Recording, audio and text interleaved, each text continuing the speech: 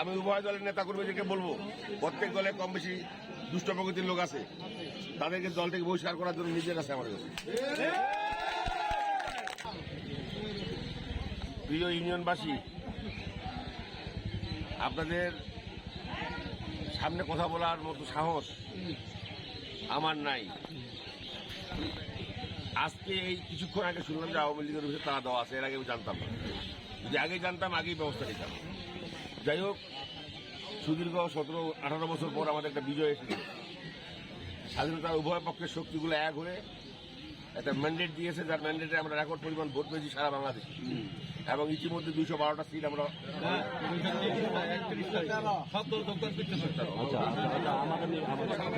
Record সংখ্যক সংসদ সদস্য হিসেবে আমরা পার্লামেন্টে যাচ্ছি।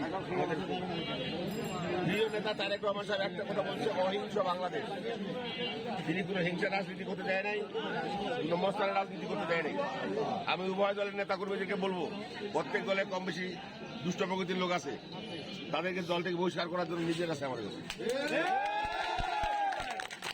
কোনো অবস্থাতেই যেন আমাদের এলাকার শান্তি শৃঙ্খলা ভঙ্গ কেউ করতে না পারে, সেদিকে উভয় দলকে আমি অনুরোধ করব। এলাকার শান্তি, এলাকার উন্নয়ন। আজকে দুঃখ লাগে, আমার ইউনিয়নে একটি সেন্টারে আমরা 36 ফার্স্ট হয়ে যাই। আমি মুখটা দেখাইতে পারি না, ওখানে উপজেলার সভাপতি আবার এলাকায় আমি হেরে যাই। এর মতো দুঃখ আর নাই, এই রেকর্ড থেকে যাবে।